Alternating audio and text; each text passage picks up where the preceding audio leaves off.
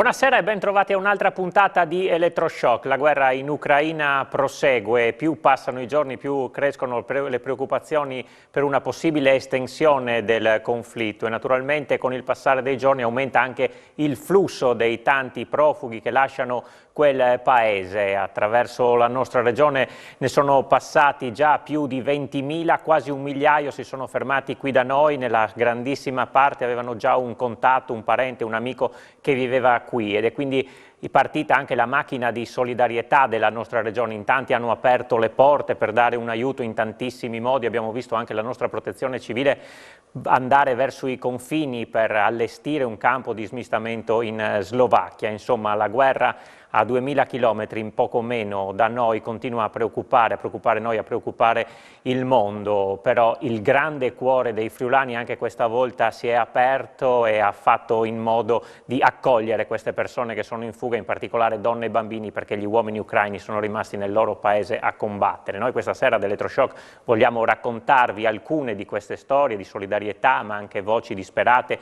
di persone in fuga, ma farvi sentire anche la voce di chi friulano vive ancora in Russia e rimane lì in un paese che è un po' sotto attacco mediatico da tutto il mondo, ma anche da lì vogliamo farvi sentire quali sono le atmosfere cupe che si respirano.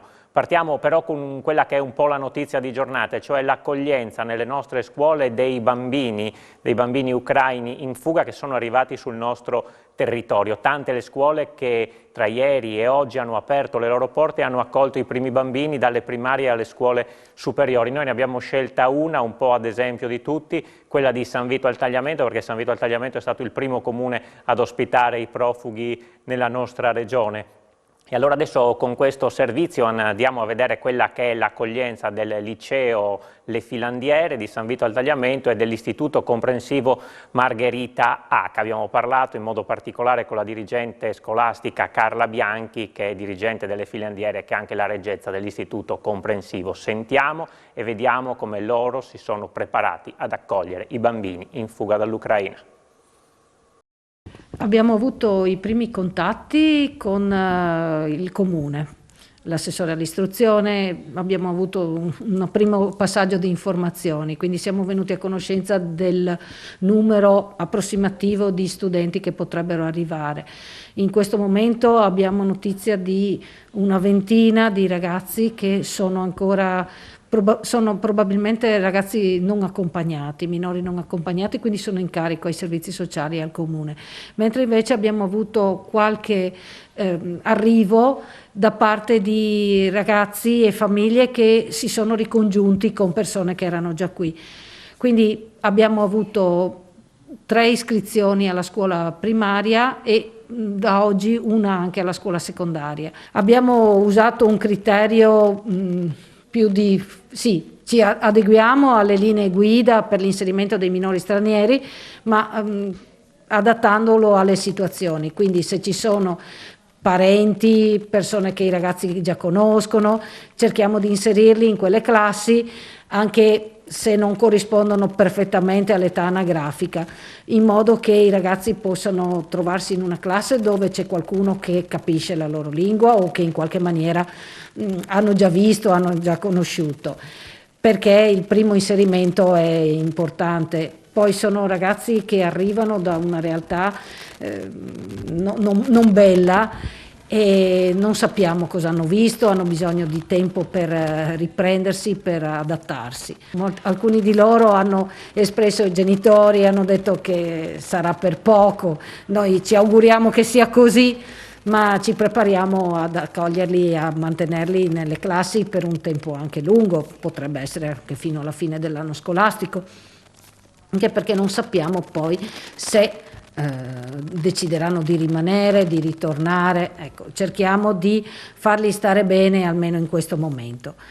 Abbiamo un servizio di psicologo, di sportello psicologico per la scuola secondaria ma anche per la scuola primaria qui all'istituto comprensivo e lo adopereremo, oltre al servizio di mediazione culturale che noi abbiamo già in essere, perché la nostra scuola è abituata ad accogliere studenti che vengono dall'estero, anche extracomunitari. Da dove vengono, che storie hanno, se siete riusciti bene o male a ricostruirlo?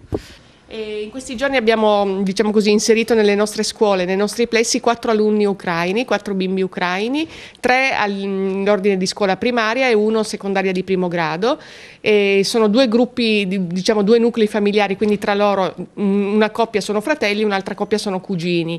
In entrambi i casi hanno comunque dei legami già con il Sanvitese, nel senso che hanno dei parenti che abitavano già precedentemente in Italia, quindi possiamo dire un ricongiungimento familiare in questo caso.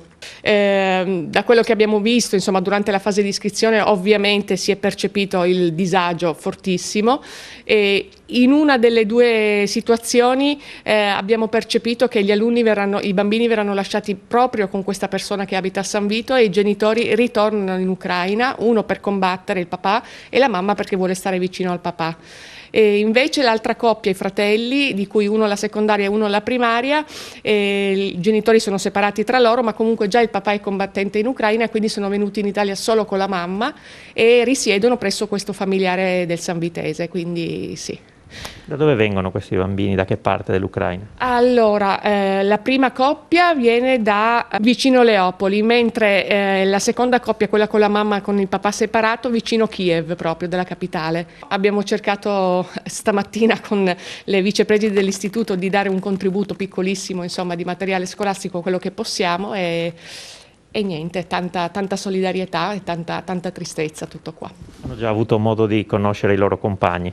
Allora, ci raccontava la vicepresidente dell'istituto che ha accompagnato la prima coppia di studenti ieri mattina che la bambina piccola che è stata inserita in prima elementare ovviamente non ha reagito insomma, piangendo, no? Quando ha visto questo gruppo di bambini che ovviamente non conosceva, quindi la reazione non è stata certamente positiva all'inizio, non voleva distaccarsi dalla mamma, quindi teneva forte la mamma è rimasta lì per un po' e poi ovviamente insieme con il dirigente scolastico si è stabilito almeno all'inizio di farli frequentare non tempo pieno perché sarebbero troppe ore, quindi un inserimento graduale nel sistema scolastico, con la speranza che arrivino poi i mediatori culturali per dare una mano linguistica perché non sanno nulla quasi di italiano, ecco. Sì, anche i bambini faranno la loro parte sicuramente cercando di accoglierla, di farla sentire parte del gruppo. Sì, certamente anche perché gli insegnanti sono stati avvisati di questi inserimenti ovviamente, quindi hanno fatto quello che è, diciamo così, un'accoglienza, no? Ecco, hanno organizzato insomma, un benvenuto, un saluto di benvenuto a tutti questi bimbi, insomma. In attesa poi che siamo stati già avvisati dell'arrivo di un gruppo più cospicuo, di cui ancora non sappiamo neanche l'età anagrafica e nient'altro, che sono in quarantena per questioni Covid e che quindi poi dopo, successivamente, verranno poi dislocati nei vari plessi scolastici. Ecco, sono bambini, ragazzi che non parlano la nostra lingua e che peraltro si esprimono anche con un altro alfabeto che è il cirillico. Come lavorerete su questo per insegnargli la nostra lingua e per fargli anche istruzione da questo punto di vista? Beh, per quanto riguarda i ragazzi della scuola primaria, lì si può tranquillamente andare di pari passo con i compagni di classe. In questo momento sicuramente è da privilegiare l'espressione orale, quindi il capirsi nel parlato. Di buono c'è che tutte le classi qui fanno anche inglese, quindi forse con l'inglese qualcosa riusciamo a veicolare. Dopodiché i bambini più piccoli hanno meno problemi perché sono di solito ragazzi che imparano molto velocemente. Per i più grandi metteremo in campo le attività per l'accoglienza dei minori stranieri, abbiamo anche dei fondi della regione e quindi creeremo dei corsi ad hoc di italiano veloce e un po' alla volta per fare almeno le cose essenziali. In questo momento gli obiettivi di apprendimento passano in secondo piano, ecco, la cosa importante è che i ragazzi si sentano accolti, si sentano compresi e possano ritornare ad una parvenza, diciamo, di normalità, stando con i loro coetanei, giocando e con un linguaggio, il linguaggio del gioco è un linguaggio universale e quello ci aiuterà. Abbiamo lo sportello psicologico, appunto, al quale ci riferiremo in caso di necessità, e anche per i familiari, ecco, aperto. Poi stiamo attendendo adesso la comunicazione dei fondi che arriverà. Per quanto riguarda lo sportello psicologico è già arrivato qualcosa, quindi inseriremo anche i ragazzi stranieri appena arrivati all'interno del percorso che viene offerto, ecco, della possibilità che viene offerta a tutti. Per quanto riguarda la scuola superiore invece, perché arrivano anche ragazzi della scuola superiore, e lì in questo momento, per il momento è arrivato un caso, ecco,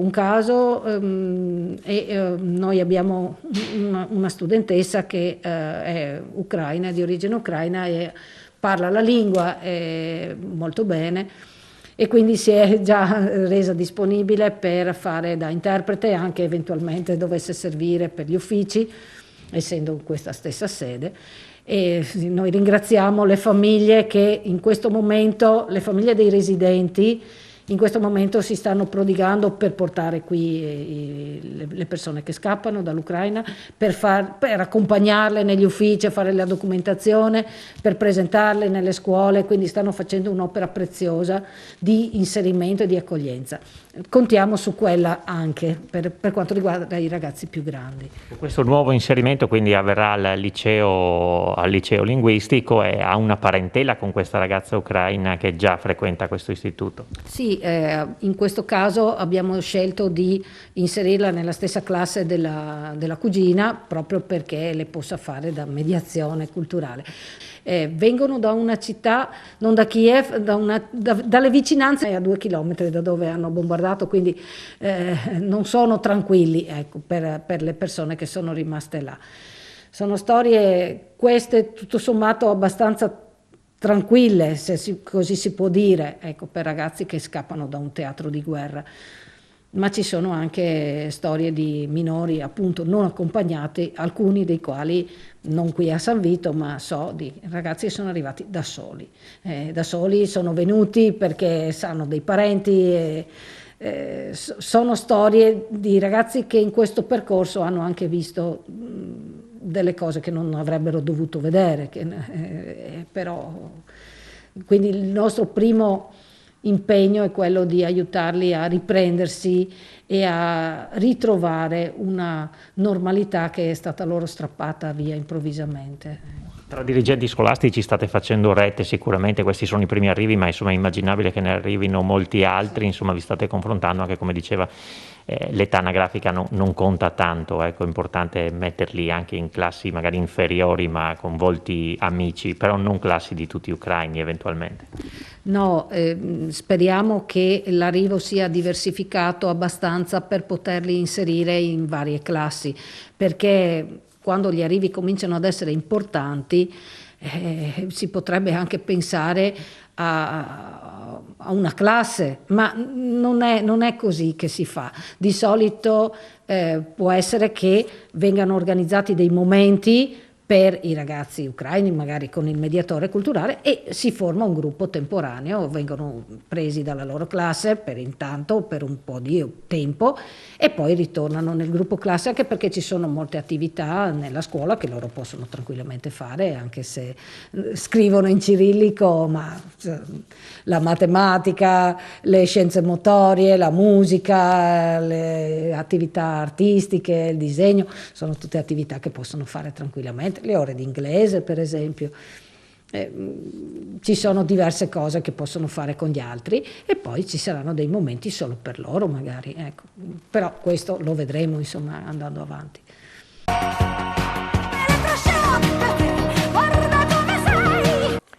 Di nuovo in compagnia di Elettroshock. Nella prima parte vi abbiamo raccontato dell'accoglienza nelle scuole di San Vito al Tagliamento. Rimaniamo a San Vito al Tagliamento per raccontarvi la storia di Marco Del Negro, che ha sfidato la guerra nei giorni scorsi per andare proprio ai confini dell'Ucraina e riportare a casa la moglie e altre 5 persone, tra cui 3 bambini. Lo vediamo, sentiamo la sua storia raccolta da Alberto Comisso.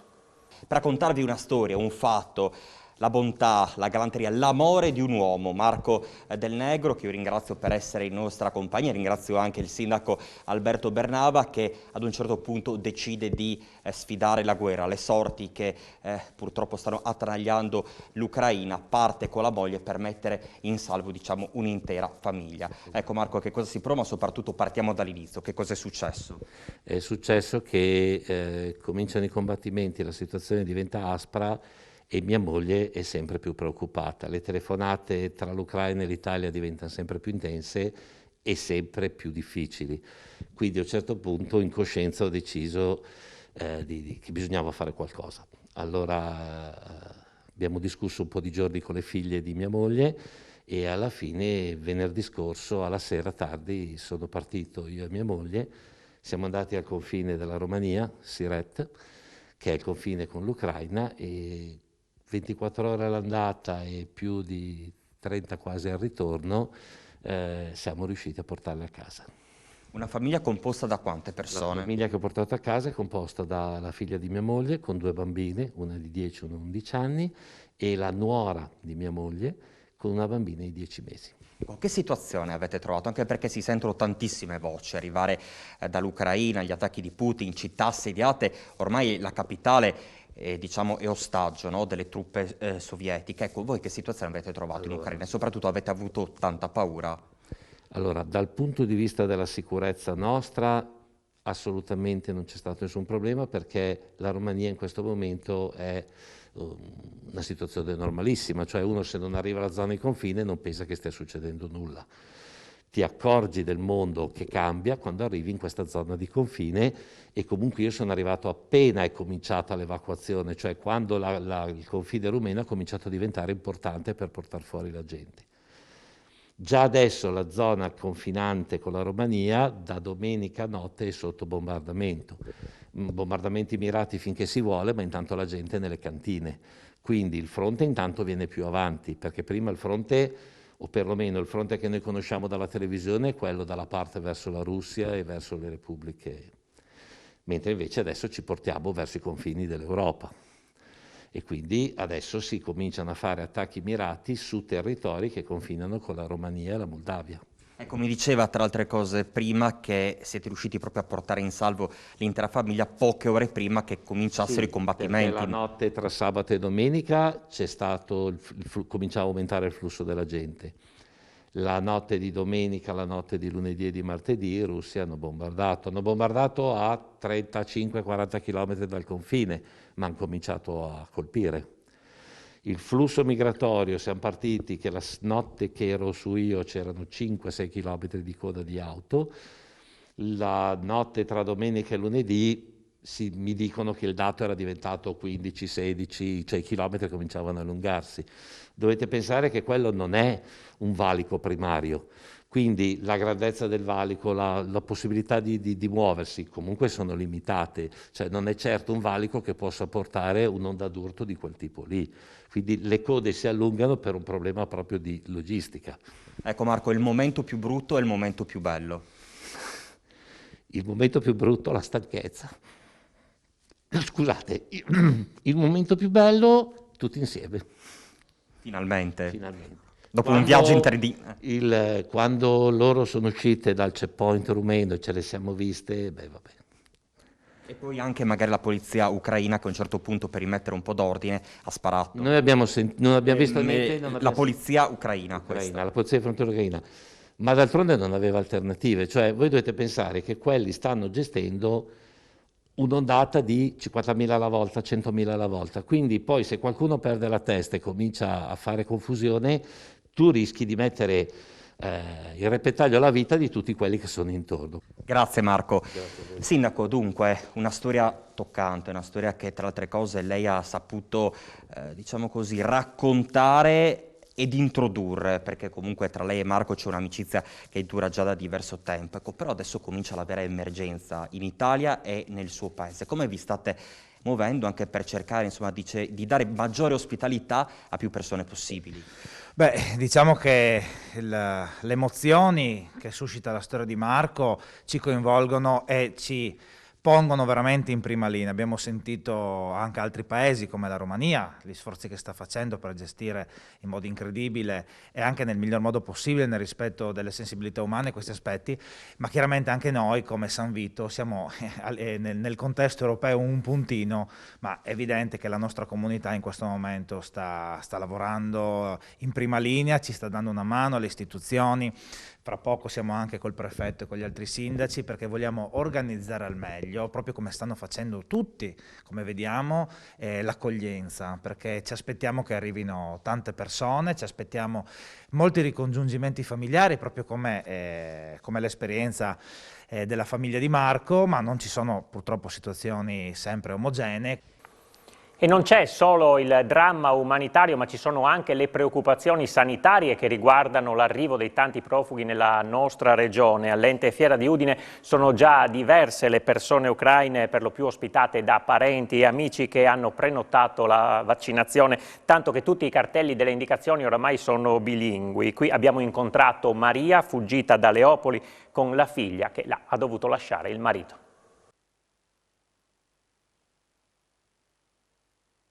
Піднятися на перший поверх, вакцинація, tamponai.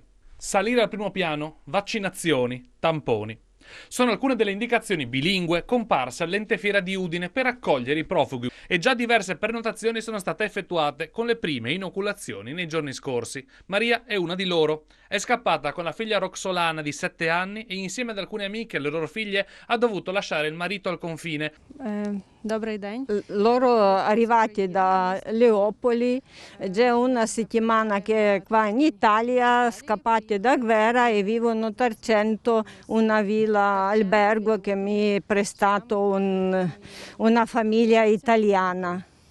Quindi una villa prestata da un'altra famiglia italiana? Sì, dove lavoro io e loro mi hanno prestato. Però è una soluzione temporanea, adesso bisogna... Sì, temporale, sì, per un mese e così cerco un appartamento per sistemare loro vicino a me. La situazione a Leopoli al vivere è abbastanza tranquilla. Adesso tranquillo in Leopoli, ma prima quando loro venivano in Italia, primo giorno di guerra, anche saltato bombe messo in caserme militari intorno a Leopoli. E che viaggio avete fatto per venire qui? Dove siete passati? Per che nazioni sono passate? Passava fra Polonia, 40 ore in attesa in coda e 2 notti dormivano in macchina perché venuti loro in macchina che mariti portato vicino confine e dopo in Polonia venuti altri prendere e portare a Cracovia. Ecco, i vostri mariti sono rimasti in Polonia? Mariti rimasti in Ucraina perché non possono attraversare confine. E siete ancora in contatto con loro? Li sentite al telefono? Ogni giorno chiamano con videochiamate, parlano con mariti, genitori come padre con figli e così si sentono loro ogni giorno. Ecco, si è fatto un'idea di perché sta succedendo tutto questo? Perché Putin ha voluto tutto questo? Non sanno perché è successo così, perché Putin ha fatto quello e anche ultimo momento non credevano che può succedere quella cosa 2022, sì. Pensate di poter tornare presto, di poter tornare? Per il momento starete qui, adesso cercate una soluzione abitativa qui, una casa qui, ma volete tornare al più presto, quando sarà possibile? Che sì, vogliono più presto tornare a casa di loro in Ucraina, Leopoli e vivere lì tranquilli. Però non avete avuto dubbi quando c'è stata la notizia della guerra, scappare era l'unica soluzione? Sì, avevano loro dubbi perché non sapevano come devono stare e deciso di venire fuori Ucraina per proteggere bambini. 3 donne, 4 bambini, di cui alcuni veramente piccolissimi, e che sono tutti qui grazie alla sua compagna. Una di loro è la figlia della sua compagna, adesso cercano una casa. Cerchiamo, sì, ecco, esatto, mandiamo un appello così al buon cuore dei friulani, se è possibile trovare una sistemazione che così possano stare insieme e possono continuare a vivere fino a che le cose non si mettano al meglio, ecco, perché poi loro intendono tornare a casa quando la guerra è finita, ecco. Loro sono partite da Leopoli? Sì, io le ho raggiunte, esatto, io poi le ho raggiunte a Cracovia. Sì. E poi da lì siamo venuti di corsa in Italia, ecco, lunedì scorso, lunedì sera, siamo partiti domenica e lunedì mattina le abbiamo raccolte lì a Cracovia e poi siamo venuti in macchina fino in Italia. Cosa avete provato quando avete saputo che era scoppiata la guerra? Beh, guarda, un dolore fortissimo, perché era da giorni che c'erano queste notizie dalla Bielorussia, delle manovre, eccetera, eccetera, che tutti conoscono. Però da lì al fatto di passare il confine ce ne voleva, per cui noi occidentali non avevamo i ricordi giusti di chi è Putin e ci siamo lasciati bindolare. Già il fatto che avevano fatto queste estenuanti trattative inutili già era un segnale inequivocabile che lui aveva già deciso da molto tempo di inglobare nell'ex Unione Sovietica anche l'Ucraina. Dobbiamo dire che ormai l'Ucraina dopo 30 anni non ha niente come si dice, di sovietico, e quello che fa più male è vedere tutte le zone che lui definisce amici russi sono state bombardate proprio da Putin, quelli che lui doveva difendere, invece in realtà li sta massacrando giorno dopo giorno. È questo che si chiedono gli ucraini, perché?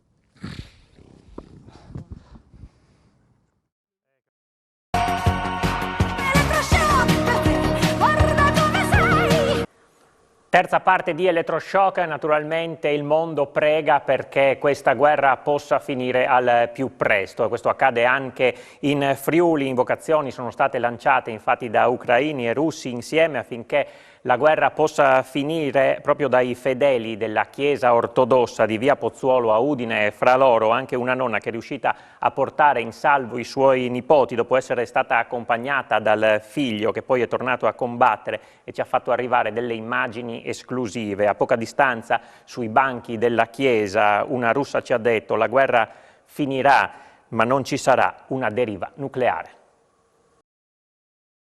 Oksana, voi siete qui nella zona di via Pozzuolo per pregare, è arrivata stanotte? Sì, è arrivata stanotte, è venuta in nostra chiesa a pregare a Dio di pace, perché da noi è un disastro, una guerra che non è possibile.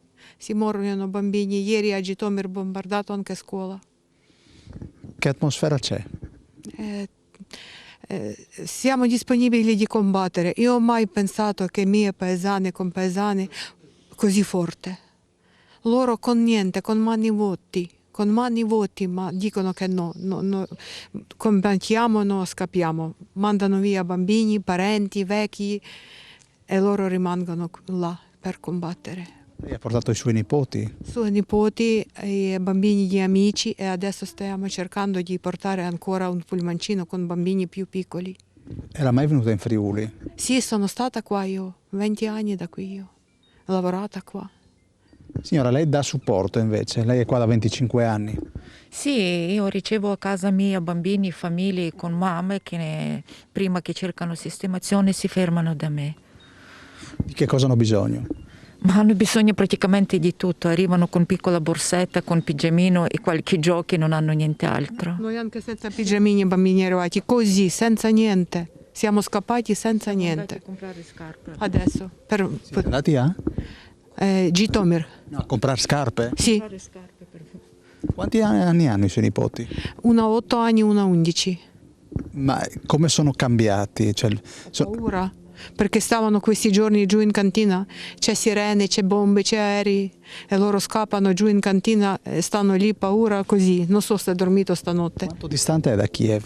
Io 100 chilometri e da Jitomir 60. Finirà sta guerra secondo lei? Io penso che sì, da qualche maniera ma si guerrerà, perché il nostro popolo non vuole stare così con lui. Essere sottomesso da russi. Non posso, perché tutto è distrutta, io ancora sto tremando da tutto quanto, non per me, ma per quelli che rimangono lì veramente. Quante ore di viaggio ha fatto? Noi partiti... Diciamo un giorno e mezzo. No, 2 giorni e mezzo, 2 giorni e mezzo. Mi hanno fermato più volte? Tante volte, c'è tanti fermi con piccoli fucili di caccia, con martelli, con qualsiasi cosa. Qualcuno che non ha niente, tagliano alberi, mettono così per non passare loro. Lei non immagina che... Io non so spiegare, io ho mai pensato che il mio popolo arriva così, veramente. Il fatto che Zelensky rimane lì... che è bravissimo, nessuno credeva che lui è così forte e non scappa. Ruslan e suo figlio a 37 anni cosa ha fatto stanotte? Stanotte lui ha preso noi 7 persone con macchina e portato fino a dogana. È andato lì, ha preso benzina, sigarette perché da noi non c'è più neanche benzina, non c'è niente, né diesel, niente. Lui ha preso quelli canistri con riempito, è partito lì. Ma lui è tornato indietro e è andato a combattere. E se possibilità portano ancora un pullmancino con bambini più piccoli fino a frontiera, che qua riprendiamo e cerchiamo di riprendere e mettere qui. Anna, lei è di origini russe. Sì, sono russa. Questa è una chiesa nella quale convergono ucraini, russi? Sì, preghiamo insieme. Siamo russi, ucraini, moldavi, romeni, ci sono anche italiani e sì, ci sono anche altre nazionalità qua. E qua preghiamo tutti insieme. Qui pregate tutti insieme, in Ucraina la situazione è diversa però.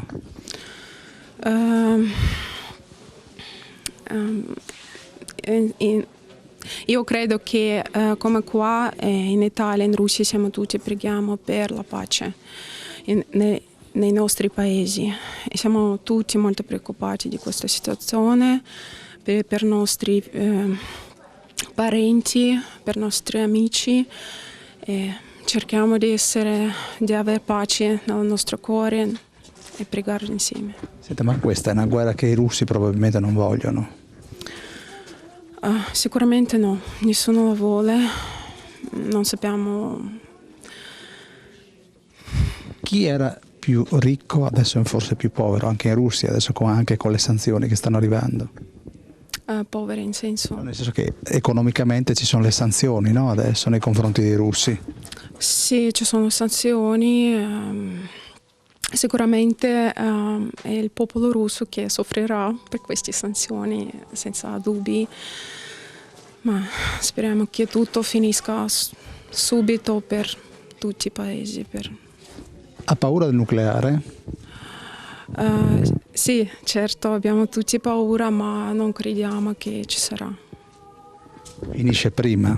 Sì, questo è il nostro... Senta, voi di fatto siete arrivati tutti dalla stessa stirpe, cioè, parlando con dei preti ortodossi, noi siamo fratelli, no? Ucraini e russi. Sì, siamo fratelli, diciamo di un'origine, di provenienza e sì, adesso abbiamo la situazione molto grave, ma comunque rimaniamo fratelli, almeno dal mio punto di vista. E se queste erano le preghiere di russi e ucraini, vi facciamo sentire anche adesso la voce di chi continua a vivere in Russia. Si tratta di un friulano originario di Torsa di Pocenia, che lavora per un'azienda proprio della nostra regione, che vive in Russia dal 2006 e lì ha anche messo su famiglia. Si tratta di Alberto Cicutin. Noi l'abbiamo contattato per farci raccontare come si sta vivendo in quel paese e come si stanno vivendo le difficoltà di questi giorni. Sentiamolo. Buonasera a tutti, grazie per l'opportunità di far sentire la voce anche di chi da anni, come lei giustamente diceva, lavora lontano. Dunque io sono in Russia fisso dal 2006, quindi sono quasi ormai 16 anni, 11 dei quali passati esclusivamente in Russia e gli ultimi 5, 4 e mezzo che diventeranno presto 5, li ho passati fra la Russia e la Bielorussia. In questo momento mi trovo più spesso a Minsk, quindi nella capitale della Bielorussia, e come lei giustamente accennava alla famiglia, mia moglie è russa e abbiamo 2 bambini che in questo momento, tra l'altro, non sono qua con me, ma sono in Russia. Subito dopo l'inizio, diciamo, subito dopo l'applicazione delle sanzioni da parte dell'Unione Europea e dell'America a tutto il blocco che chiamerei ex russo, in particolare Russia e Bielorussia, si è assistito a un fenomeno che nei primi giorni poteva essere catalogato come isteria collettiva. quindi code ai bancomat. Immagino che anche voi avrete visto poi queste situazioni, perché vedo che comunque le informazioni fortunatamente passano. La gente che cercava di portare fuori dalle banche i risparmi, soprattutto quelli che erano stati fatti in valuta estera, perché le popolazioni locali, sapendo che le valute, i rubli, sostanzialmente hanno la caratteristica di perdere valore molto spesso, sono soggetti a dei tassi di inflazione molto alti, tendono a tenere i propri risparmi in valuta estera, per lo più dollari ma anche euro. Subito dopo l'applicazione delle sanzioni, come dicevo, e quindi il ventilato blocco del sistema SWIFT, le sanzioni applicate alle banche, quindi i divieti di effettuare pagamenti al di fuori del territorio russo, quindi di trasferire la valuta, la gente è partita, è andata in banca e ha portato fuori i soldi, finché ce l'hanno fatta, perché ad oggi sono poi subentrati dei divieti da parte dello Stato russo al cambio, quindi anche chi dovesse avere mantenuto dei risparmi in euro o in dollari non li può più cambiare fino al 9 di settembre, questa è la situazione ad oggi, e soprattutto è finito il contante. Quindi questo cosa vuol dire? Vuol dire che a breve ci si aspetta la comparsa del mercato parallelo, la ricomparsa dei baratti e via dicendo. Se a questo aggiungiamo anche il blocco dell'import-export, a seguito appunto delle sanzioni applicate, lei capirà bene che arriviamo a delle condizioni in cui diventa poi impossibile anche reperire sul mercato i materiali. Questo cosa ha portato? Ha portato al fatto che anche i piccoli, i privati, così come le aziende, hanno cercato nei primi giorni di accaparrarsi tutto quanto fosse disponibile sul mercato, e questo ha prodotto due conseguenze. Da un lato un incremento dei prezzi che possiamo valutare intorno al 40% su tutto quello che è il range dei prodotti di importazione. E seconda conseguenza, al giorno d'oggi non c'è disponibilità sul mercato di moltissime categorie merceologiche, e questo rende di fatto difficile poi portare avanti le proprie attività. La gente non ama discutere di questi temi, perché una guerra a priori è comunque un evento negativo. Perché le popolazioni, e quindi parliamo a livello proprio di rapporti personali, sono molto legate.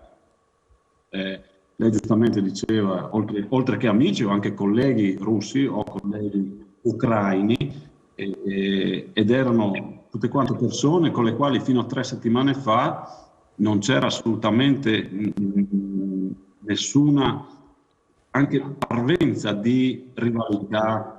Da quando sono partite queste azioni militari è chiaro che si è assistito un po' a uno sdoppiarsi delle opinioni, a atteggiamenti di tipo che potremmo definire come quasi di tifo da stadio, quasi io sto da una parte, io sostengo una parte, io sostengo l'altra. Ultima questione, sta pensando di rientrare in Italia magari con la famiglia? Non è facile uscire dal paese, perché come saprete c'è un blocco totale dei voli da e per sia la Bielorussia che la Russia.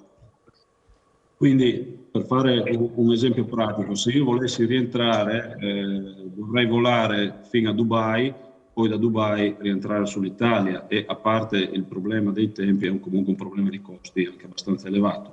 Al momento, quindi ad oggi, anche per le responsabilità professionali che mi provo a ricoprire, non ho messo in programma di rientrare. Siamo in contatto continuo con le ambasciate, che anzi mi sentirei anche di ringraziare per l'ottimo lavoro che stanno facendo, e al momento l'ambasciata italiana, sia russa che Bielorussia, non hanno obbligato i nostri connazionali al rientro.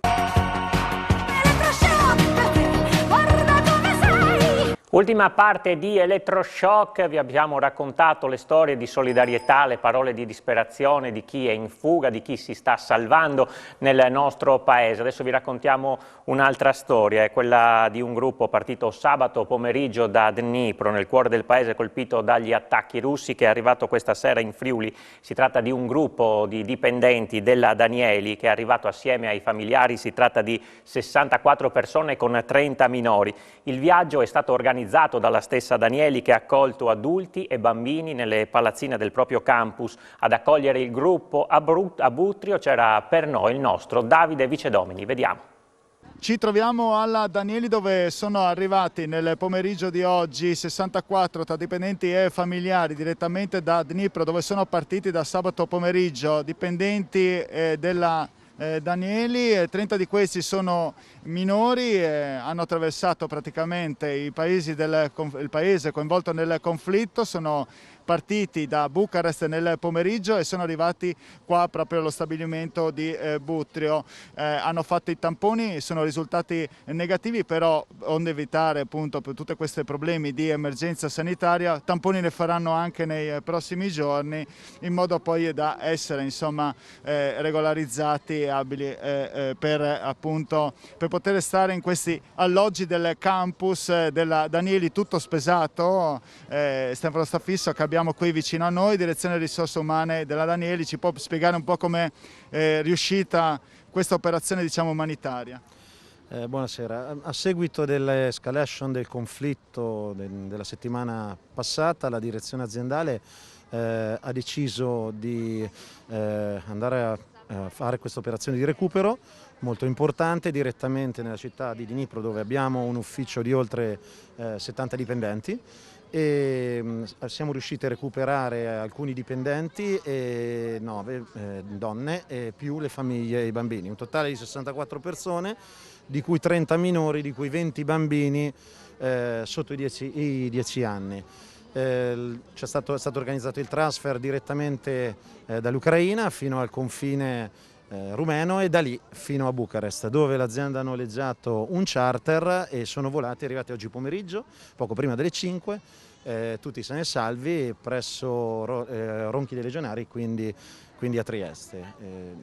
Vorremmo ringraziare in particolar modo la Polizia di Stato per il supporto che ci ha dato, e nella persona soprattutto del dirigente, del dottor Massimo Spangaro.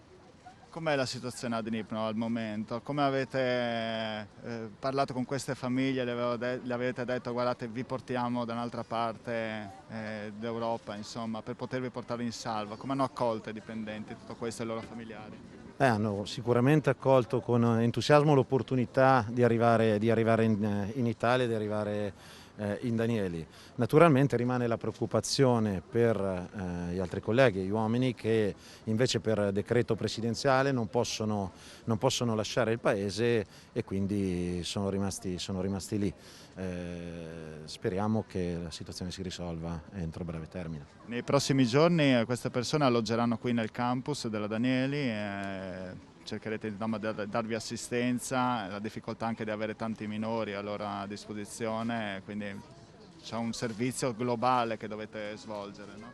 Sì, c'è un servizio importante, ci sono i minori, ma Danieli è attrezzata, è abituata. Noi ricordiamo, abbiamo un polo educativo che copre le 0-13 anni, che è proprio qui nel nostro stabilimento, quindi abbiamo tra virgolette una certa abitudine nel gestire i minori, e quindi riteniamo questo non sarà un problema. Naturalmente ora inizia una fase 2, una fase di gestione di queste persone, di integrazione, di aiuto, ma l'azienda è stata determinatissima, la direzione, la proprietà è stata determinata, e continueremo sicuramente a dare il nostro pieno sostegno come abbiamo fatto fino ad ora.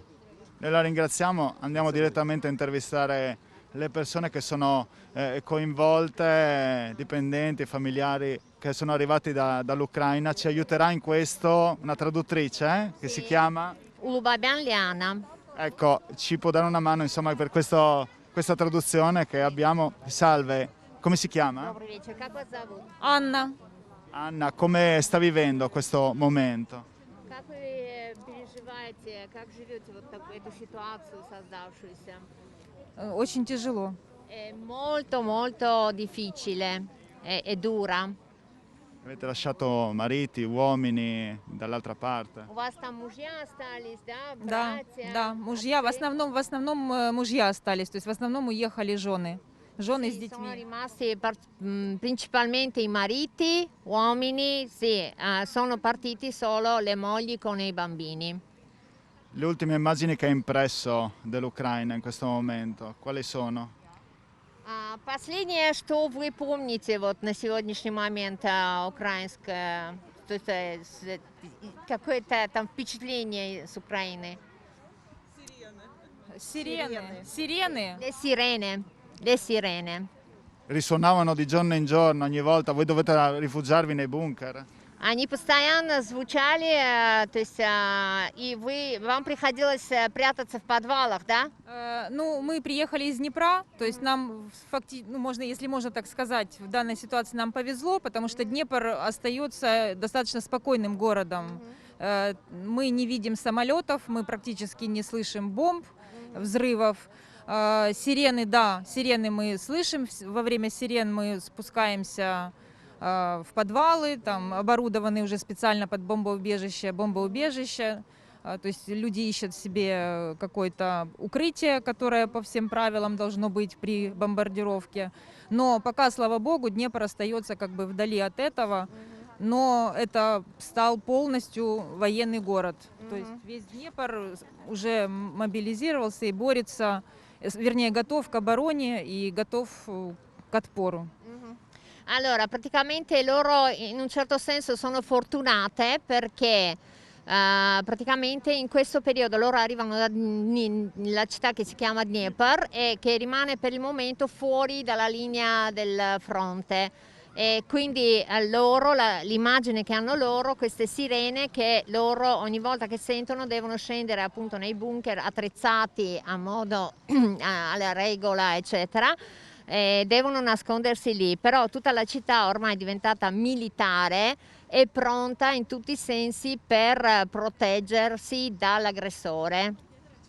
Io chiedo anche a questa signora se si sente al sicuro essere arrivate qua in Italia in questo momento. Он вас хочет сейчас спросить, а вы себя уже чувствуете в безопасности в связи с тем, что вы приехали в Италию? Ну, в принципе, да. С момента, как мы perесекли границу, мы уже, в принципе, чувствуем себя в безопасности. In principio sì, dal momento in cui hanno attraversato la frontiera si può dire che si sentono già più sicuri e quindi sono anche più tranquilli. Lei vorrebbe ritornare da subito in questo paese con maggiore sicurezza? Lei non pensa che sia qua il suo futuro? Вам хотелось бы вернуться в вашу страну, вот по возможности скорее. Вы не думаете, что вот ваше будущее может быть в Италии?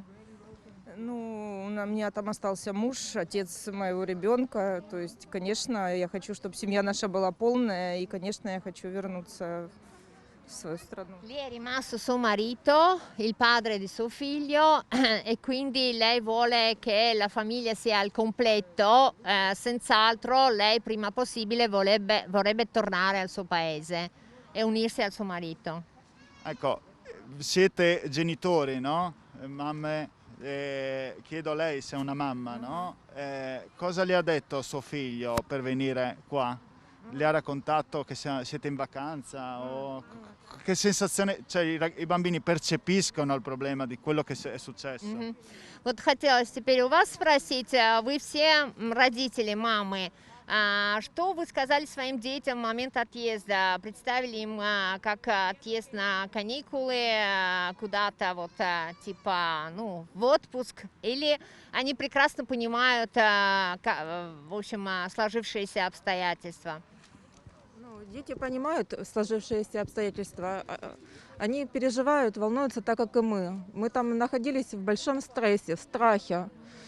И они знали, что мы временно уезжаем, пока у нас боевые действия, пока у нас война. Потом мы, конечно, хотим вернуться к нашим семьям. У нас там остались родные, родители, муж, сын у меня остались, друзья. Вот. Но дети все понимают, и они даже когда слышат какой-то звук, похожий на сирену, даже когда мы уже границу пересекли, мы ехали в автобусе, и дочь моя говорит, что мама, это сирена или мне слышится? Это вот автобус так гудел, она вот ее тревожила, вот как будто это звук сирены. Allora, dice che i bambini capiscono tutto, non li puoi presentare come una vacanza, una gita, eccetera, loro sanno cosa sta succedendo e dice l'episodio che anche quando, dopo aver attraversato la frontiera, quando i bambini sentivano un suono simile alla sirena, sua figlia le aveva chiesto sono le sirene oppure è una cosa che risuona nelle mie orecchie continuamente, no? O mi sembra insomma una cosa di simile all'allucinazione. Ovviamente tutti loro hanno lasciato mariti, la signora ha il figlio che è più grande, è dovuto rimanere lì, hanno i genitori e amici e vorrebbero ovviamente al più presto tornare a casa. Le chiedo anche a questa signora se ha lasciato là anche il marito, i familiari, se è riuscita a parlare con loro, magari partendo già da sabato pomeriggio, se è riuscita a mettersi in contatto, se è tanto preoccupata e come riesce a mettersi in contatto. Вопрос к вам. Значит, у вас тоже, безусловно, кто-то остался, муж, родные. Вот вы выехали в субботу вечером. За эти 4 дня вам удалось как-то с ними связаться, узнать, как там они, как ситуация, как им приходится в данной ситуации? Конечно, у меня остался муж, мои родители, у нас был Wi-Fi, к счастью, у нас есть возможность связаться, пока, слава богу, все в порядке, но линия фронта приближается к нашему городу, поэтому мы очень-очень переживаем и надеемся, что все-таки этого не случится, и мы скоро сможем вернуться домой к своим близким. Sì, è rimasto suo marito, i suoi genitori, e loro per fortuna hanno wifi e quindi sono stati in grado di contattarli e sapere come stanno. Purtroppo la linea del fronte si avvicina alla loro città e loro sperano che non arrivi, diciamo, e che la città rimanga fuori, che sia pace e loro possano prima possibile ancora, cioè finisca la guerra e loro possano tornare a casa.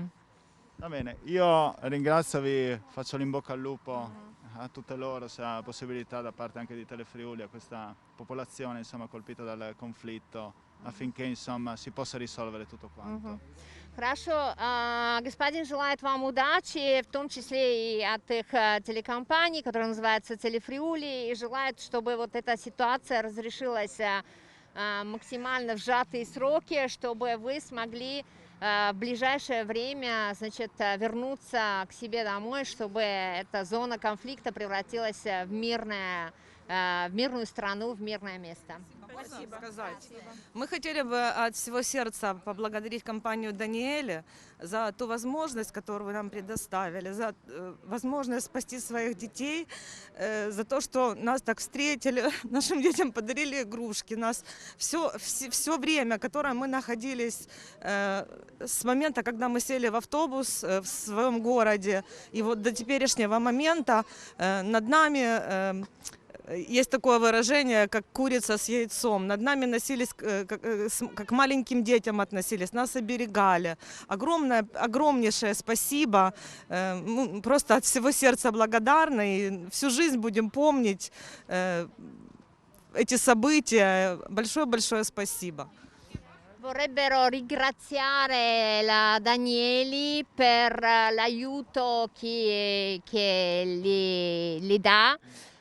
Dice che dal momento in cui sono partiti le persone che sono state con loro li hanno trattato con massima protezione, quindi non li hanno mollati neanche per un secondo, loro si sono sentiti molto protetti, ai bambini hanno regalato i giocattoli, hanno fatto di tutto per diciamo farli sentire a loro agio, quindi ringraziano di cuore, non dimenticheranno mai nella loro vita il bene che gli è stato fatto e ancora grazie a tutti di cuore. Ecco, io chiedo solo perché i friulani sono un popolo che fa della solidarietà il proprio cuore. Che cosa serve al popolo ucraino in questo momento in modo da poter aiutare affinché il popolo friulano possa aiutare questa popolazione? Cosa serve? Хорошо. Учитывая, что люди, которые живут в этом регионе, они очень доброжелательны и всегда стараются всем помочь, хотелось бы узнать, что в настоящий момент необходимо Украине, медикаменты, что необходимо, чтобы мы все это собрали и отправили на вашу страну. Chiudere il cielo. E con quest'ultimo servizio si conclude questa puntata di Elettroshock. Grazie a voi per essere stati con noi ed averci seguito. Grazie a Fabio Di Bernardo in regia. L'appuntamento con Elettroshock ritorna mercoledì prossimo. Arrivederci.